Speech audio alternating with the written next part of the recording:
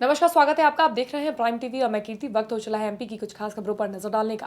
राज्यसभा सांसद ज्योतिरादित्य सिंधिया भोपाल पहुंचे, जहां उन्होंने बीजेपी के राष्ट्रीय अध्यक्ष जेपी नड्डा और महासचिव कैलाश विजयवर्गीय पर हुए हमले को निंदनीय बताया। इसके साथ ही सांसद ने ममता बनर्जी पर निशाना साधते हुए ममता सरकार को गुंडा राज बताया। वहीं सिंधिया ने किसान आंदोलन पर बयान देते हुए कहा कि किसानों के साथ मिलजुल कर उनकी कठिनाइयों का समाधान निकालना होगा, साथ ही किसानों की गलतफहमियों को दूर करना होगा।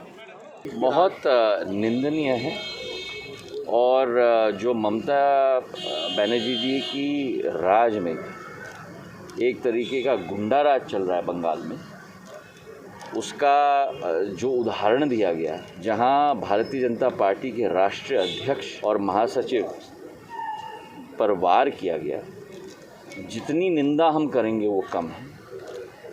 और यही प्रजातंत्र का तांडव का नृत्य, जो प्रजातंत्र के ऊपर एक तांडव नृत्य रचा जा रहा है बंगाल में। और मुझे विश्वास है कि इस आने वाले चुनाव में बंगाल की जनता, जो एक ऐतिहासिक जनता है, ऐसी एक सरकार को उखाड़ के फेंकेगी।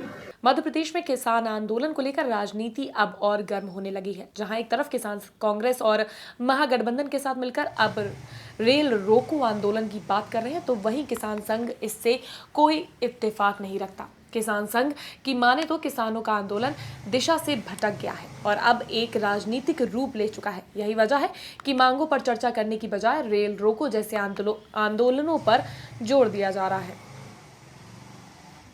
किसान जिन मांगों को लेकर आए थे, सरकार भी उन पर गंभीरतापूर्वक विचार कर रही थी, वार्ता अच्छी चल रही थी, पर कुछ राजनीतिक पार्टियों ने इस पूरे आंदोलन को हाईजैक कर लिया और आंदोलन की दिशा मोड़ दी। देखिए, आज कांग्रेस का अस्तित्व नहीं बचा है, कम्युनिस्टों का भी अस्तित्व नहीं बचा है। ये अपनी लड़ाई लड़ रहे हैं, केवल किसानों को उन्होंने मुखौटा बना लिया है, किसानों का उपयोग कर रहे हैं। ये किसानों के साथ बड़ा छल करने वाले हैं। मैं किसान संघों से निवेदन करना चाहता हूं, वो सरकार के साथ लगातार वार्ता करें और जो 3 अध्यादेश आए हैं उनमें संशोधन की बात करें। ग्वालियर के अपोलो हॉस्पिटल और वेदांश हॉस्पिटल का मामला सामने आया है। बता दें कि जयारोग्य हॉस्पिटल का फर्जी सर्टिफिकेट के साथ साथ नकली प्लाज्मा भी बेचा जा रहा है। नकली प्लाज्मा देने से मरीज की मौत हो गई। पुलिस के छानबीन के बाद इस रैकेट के सदस्य महेश कुमार मौर्य को पकड़ लिया गया। बता दें कि मामले की बारीकी से जांच हो रही है।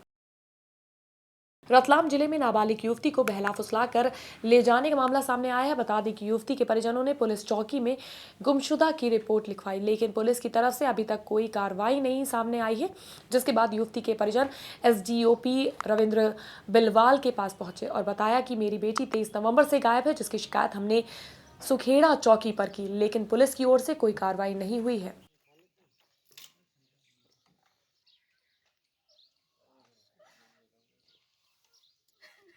हाँ, अभी मेरे पास भी आया था ये फरियादी, और मुझे इसमें मैंने जानकारी भी ली है और मुझे पहले भी पता था। इसमें ये 24/11 की घटना है।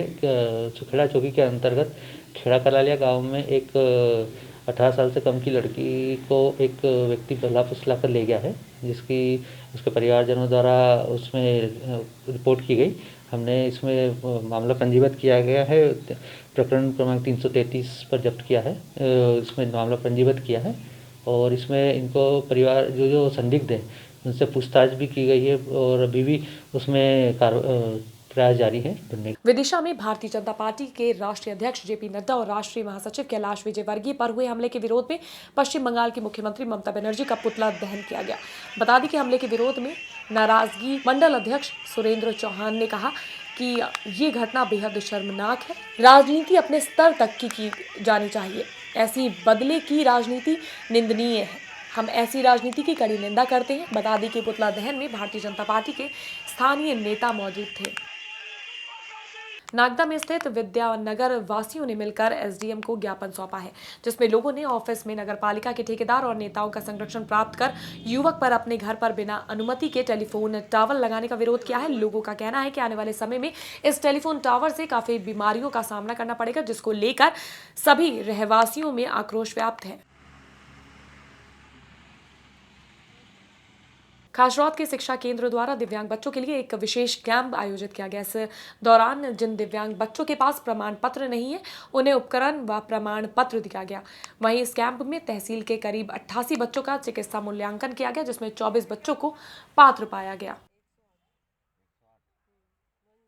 केंद्र के निर्देश हैं, हम लोग हर वर्ष जो है चिकित्सा मूल्यांकन शिविर लगाते हैं और उसके बाद में जो चिन्हित बच्चे होते हैं जिनको उपकरणों की आवश्यकता होती है उन्हें उपकरण वितरण भी किया जाता है। आज हमने जो इसी तारतम्य में राज्य शिक्षा केंद्र के निर्देश के अनुसार हमने आज यहाँ पर शिविर आयोजित किया है, जिसमें एलिम्को जबलपुर की टीम और उज्जैन के शासकीय अस्पताल के डॉक्टर्स भी आए हुए हैं।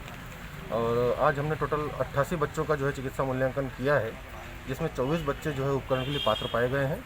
और ये उपकरण हमें जबलपुर एलिम्को से प्राप्त होंगे और जैसे प्राप्त होंगे तो हम उपकरण वितरण भी यहीं से करेंगे।